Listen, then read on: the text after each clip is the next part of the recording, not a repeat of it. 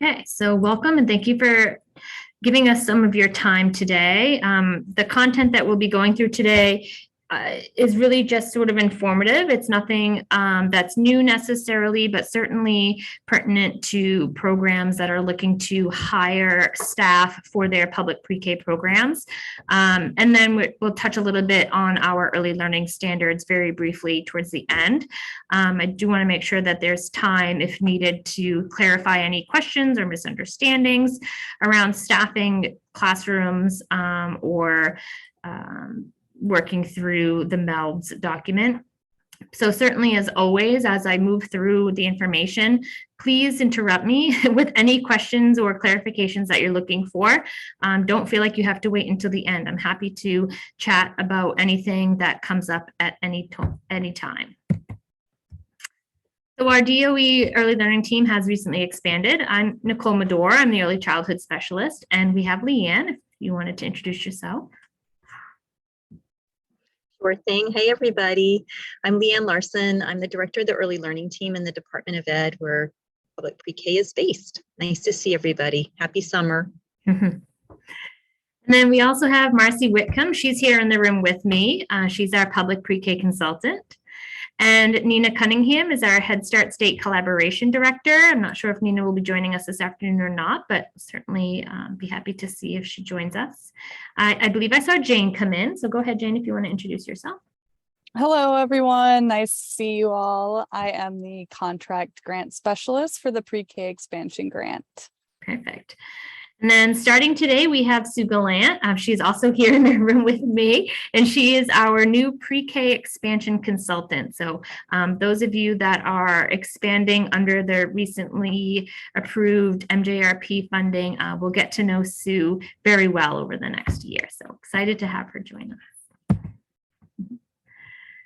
The document that's listed here, the bit.ly link, will just bring you to a Google Doc that we've been sort of adding to and editing over time.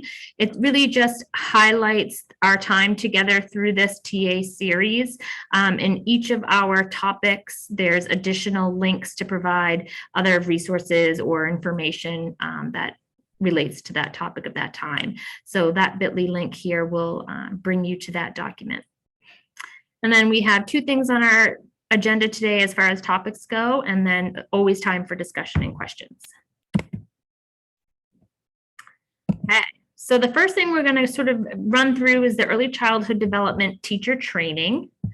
And then we'll touch on Maine's early learning and development standards, which we lovingly call the MELDS.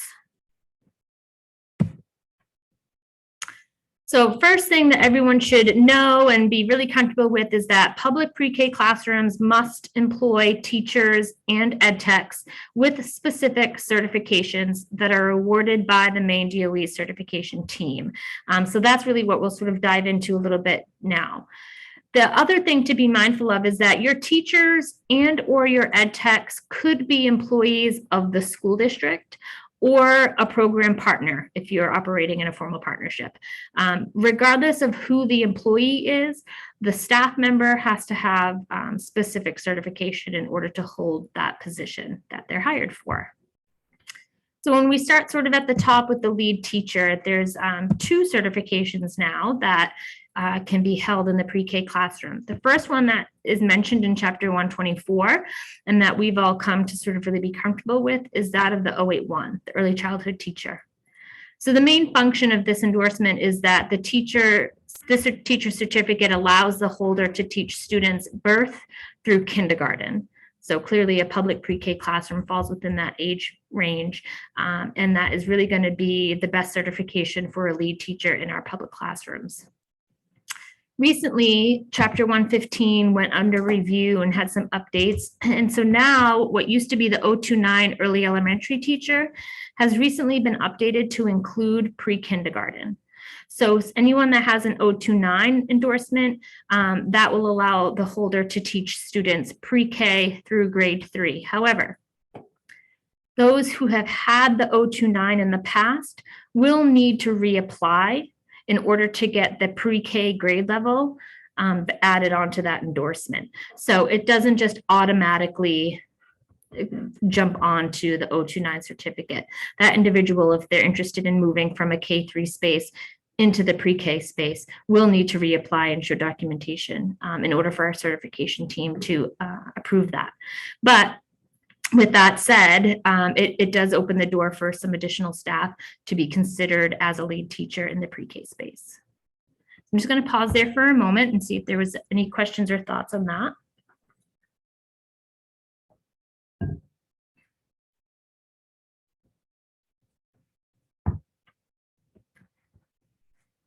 Hearing or seeing any yet? So like I mentioned, Chapter 115 has been updated, and there's several other editions of pre-K as well. But before I get to those, I did just briefly want to mention that support staff in a pre-K classroom. So you'll recall that we do require a 1:8 ratio in pre-K. So typically that is one lead teacher and an ed tech. And your ed tech certification must be at least an ed tech 2 or an ed tech 3 in order to count towards that ratio. There are some communities that are smaller and just have one teacher and 8 students. In that case, we would expect that one teacher have the 081 or now the 029 as a lead teacher. And then any support staff would be ed tech 2s or ed tech 3s. Again, this is provided through our certification team at the department. And then it happens often that we receive questions around having pre-K students attend other subjects or allied arts. So that does happen in many places. It's not a requirement by any means, especially in half-day programs. It can be really tricky to schedule time with an art teacher, music teacher, what have you. And in the past, those certifications typically only ran from K through grade 12 and didn't have pre-kindergarten listed on the endorsement. So that was another sort of point of conversation to be had with the individual that taught the other subject and the administration and teachers and whatnot of the school. But now, however, with the new updates to Chapter 115 in our certifications, pre-K has been added to all of these listed here. So they've been added to the music and the art endorsement. It's been added to all other subjects other than art and music, as well as world language teachers, ESFOL teachers, etc. So there's a long list here that I'll just leave up for a few minutes, well, a minute or so, to let you peruse. Similarly, any individual that held this endorsement in the past would need to reapply to have the pre-K added to their certificate. So in the past, schools have had their pre-K classrooms attend other subjects, and it's worked out quite well. And it can happen in a variety of ways. So sometimes pre-K will attend music or art or gym the same way a K through 3rd grade classroom might. In other scenarios, the lead teacher in pre-K and the teacher in the other subject will just consult with each other. You know, what are some things that might fall under the music domain or the art domain that I could be adding into my pre-K classroom, right? And just sort of consulting at that level to integrate those subjects into the pre-K classroom rather than having students physically transition to a new space. So there's lots of sort of workarounds to that. Certainly something to be considered, especially in full day classrooms. It also does help with contract pieces for the lead teacher where they need planning time or lunch breaks, etc. Having students attend other subjects can provide that time for the lead teacher. So something else just to be considered. Any thoughts or questions about that?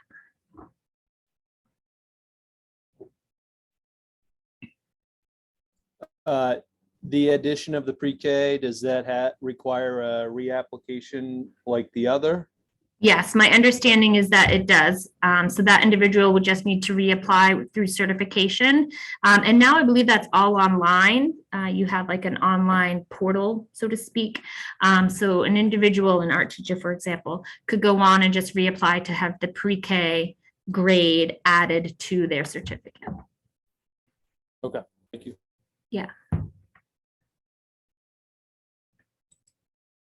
I'm not as clear yet, Mark, with what the added documentation might look like for these other subjects. So there could be some level of coursework or contact hours that an individual might need. I could clarify that with our certification team. They would know best. All right, thank you. Yeah. So when we work with school districts around coming out to visit and do observations in classrooms and provide technical assistance, we do often look for the certifications of the staff that are working primarily with the students, right? So certainly the lead teacher, and more often than not, the ed tech, because typically our classrooms have more than 8 students and to require that support staff to be present. So we are wanting to know, the level of certificate awarded to those individuals.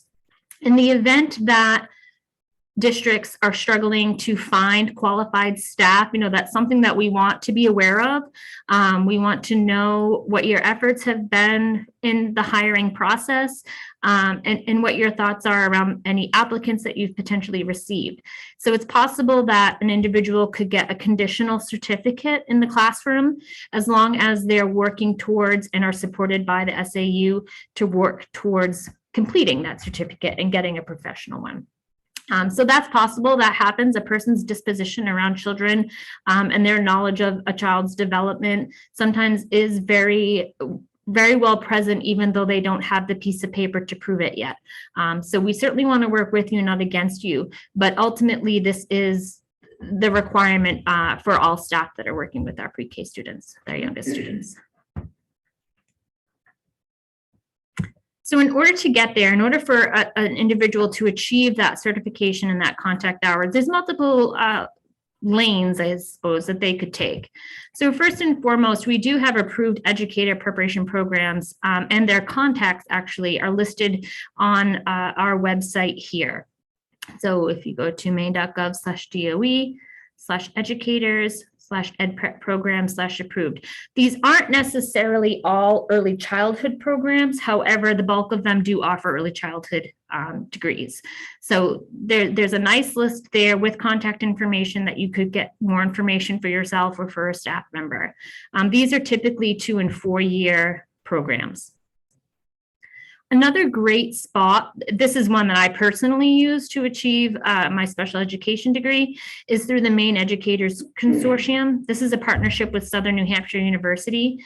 The bulk of their classes and courses, well, they are mostly virtual now because of the pandemic, but even prior to, they had a nice variety of hybrid and virtual and in-person courses that educators can take. They offer nights, they offer summers, so it really works well with the teacher's schedule. And they have highly qualified staff that are providing the coursework for this, and our DOE certification team does recognize them as a participant for achieving your certificate. There is a cost associated, of course, it's not free. We also have Maine Roads to Quality, which is our professional development network. So this isn't going to help you necessarily with coursework, but it is going to provide numerous and a variety different ways or different topics around professional development that ed techs and lead teachers can partake in and get contact hours for. So once you have your certificate, your teaching certificate, you are required to maintain that through additional coursework, contact hours, etc. So Maine Roads to Quality is another great avenue for staff to look into. And we do require that all pre-K staff, lead teachers, and ed techs are members of Maine Roads to Quality. They have a registry that we ask folks to join, and that really it helps maintain our ongoing positive relationship and work with Maine Roads to Quality. We partner along lots of different types of coordination of professional development, but it also helps us to collect data around our early childhood educators throughout Maine. And it will provide the registrant, your teacher, with updates, newsletters, access to resources, things like that. And then, of course, our Maine DOE has a professional learning calendar and a webinar library. So this has really been built up over the course of the last 2 years. There are ones that are specific to pre-K. There are webinars that are specific for ed techs. There are ones that are specific for social emotional learning, you name it.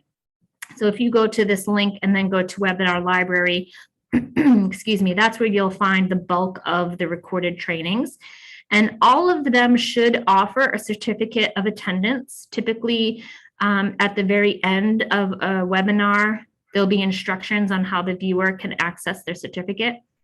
If there is any technical difficulties, then we always ask that the viewer reach out to whomever was conducting the webinar. So it might be somebody from the early learning team. It might have been somebody from our Office of School and Supports, anybody. And whoever conducted it would be able to provide more specific information around collecting that. Once your teachers do collect contact hour certificates, since there'll be registrants of Maine Roads to Quality, excuse me, they can send all of those contact hour certificates via email to Maine Roads to Quality, and they'll collect them and add up the hours for you. So when it comes time to recertify with DOE, they can just get that information all added up from Maine Roads to Quality and send it right over to DOE, rather than having to track it or keep file of it on your own. It's personal preference, whatever the individual feels best at doing, but that is another benefit of being a registrant of Maine Roads to Quality. They've got everything all tallied up and ready, listed for you to print and give right to DOE. So that's been really helpful.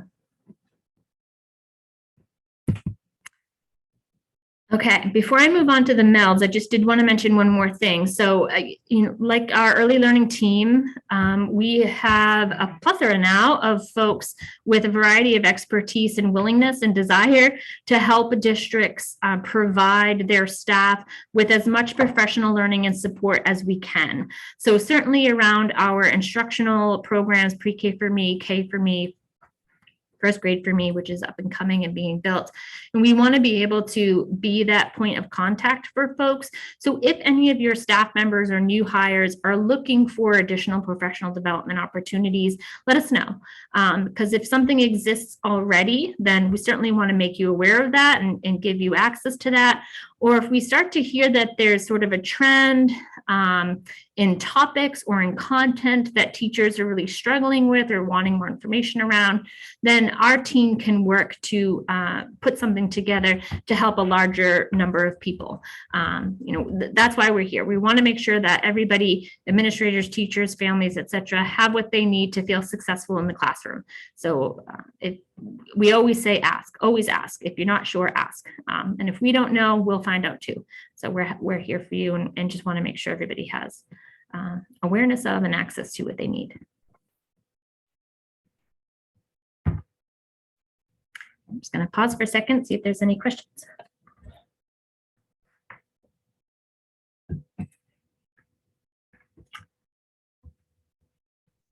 Okay, not hearing or seeing any. The only other thing that I really wanted to touch upon today, which is a little bit of a shift from thinking about certification, is our early learning and development standards. So we can sort of look at this in two ways. One, in that whomever is working in the classroom, the instruction and the assessment approaches that they're using are aligned with our MELDS, right? That's a requirement. And two is that if they're needing any assistance with MELDS or wanting a formal training around the MELDS, then that exists. So we just wanted to sort of touch base on that really quick. So the most important thing to remember is that MELDS are learning standards, right? They're our learning standards for our children ages 3 to 5. It's not a curriculum and it's not an assessment. So that's really two big points of clarity that we find ourselves giving often. Whatever you're using for a curriculum or an instructional program, and whatever tools you're using to assess students' development must align to our MELDS. So By the end of the pre-K year, it's written very clearly in each domain of learning where a typically developing child would be. And so the curriculum and the assessment that you're using is aimed to get the child there. The MELDS itself, the document itself, is not intended to be a curriculum or an assessment. It does align very nicely, and it does also inform our IT MELDS, which is our infant toddler MELDS, with the MLRs. So our infant toddler is for children who are birthed to 3 years old. And then we have our MELDS for 3 to 5 year olds. And then once students enter public school and enter kindergarten, then teachers are following the Maine learning results for K through 12. So the MELDS is sort of that right in the middle area connecting infants and toddlers to school-age children. Our infant and toddler MELDS was just recently updated, so the most recent versions is available online. On the resource document I mentioned at the beginning, it is listed there. That's the most recent one. You can also do a real quick Google search, Maine infant toddler MELDS. That will bring you right to it as well. And it's housed on our Maine Roads to Quality site, on our Head Start site, on our Office of Child and Family Services site. So any sort of department that works with parents and educators of children who are birthed to 3 years old, IT MELDS is available there. Similarly, the Maine learning results over the last 4 or 5 years has been undergoing updates under each content area. So my understanding is that those have now also all been updated, and on our Maine DOE site, there is a link for the standards. Again, that is also linked in the resource document that I mentioned earlier. So now we're here, 3 to 5 year olds, and it's time for our MELDS to be updated. So that work is going to be going on and happening over the course of the next year or so. And really, we're just going to be looking at what's been updated in the infant toddler, what's been updated in the MLRs for kindergarten and first graders, and how does that affect where we sit in our 3 to 5 year old range. So I don't suspect anything earth shattering per se, but just know that the access to the MELDS document that exists now is going to be undergoing review and some potential edits over the course of the next year. So once that process is complete, the updated version will absolutely be uploaded and renewed. But what's there is what we have now is current and up to date. So all access to that is available. And then just to say also that the MELDS covers standards for 9 different content areas. So we have social and emotional learning, approaches to learning, creative arts, early language and literacy, reading standards for literature, physical development and health, math, and science. And it's not uncommon. Oh, and social studies, I knew there was one more. I'm like, I think that's only 8. It's not uncommon for folks to instruct in these content areas individually. So what our team is really working towards, and really what our whole Department of Education has been having a lot of conversation and rework around, is educating the whole child, educating the whole student. And when we think about what makes a child whole in terms of development, we're really looking at these 9 areas. So it's not about teaching them math at this time, science at this time, creative arts at this time. It's really about melding instruction and assessment around these 9 core areas of a child's development and interacting with them, providing them materials, providing them a scope and sequence of learning over time that touches upon these pieces, rather than having an instructional program for this, an instructional program for that, an assessment tool for this, and an assessment tool for that. So we really are working with districts to sort of stretch their thinking, broaden their comfort levels around encompassing all of this. It is and can be easier at this age level to do that. It's when students start to grow and get into other grades that becomes a little more tricky, but certainly not impossible. So that's, really what we're just trying to encourage. And like I said, when our team is out in the field working with teachers in classrooms, we're looking for instruction, we're looking for evidence of these 9 content areas, and looking for evidence of curriculum and assessment that supports and is aligned to these. as opposed to not, quite honestly.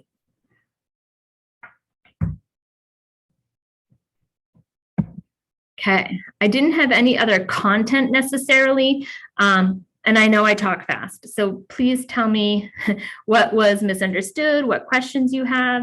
You two, anything I should add? I'm looking at Marcy and Sue. Leanne, Jane, if there's anything I missed that you think is important to tack in, please feel free to jump in. I feel like it was very thorough.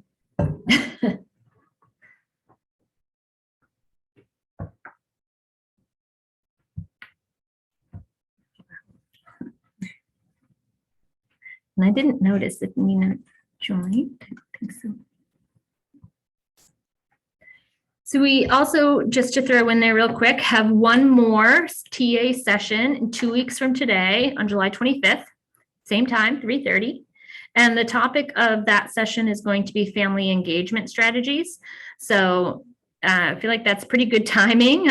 Schools are going to start to come back into session here and after that July 25th session. A few weeks after that, starting to talk about transitioning students and families back into the buildings, back into their routines and daily schedules. So we'll be sure to cover some of that as we talk about family engagement in our last TA session. Our contact information is here. If anything comes up for you at a later time, please don't hesitate to reach out and ask. Any one of us, we're happy to respond with what we can. So, thank you.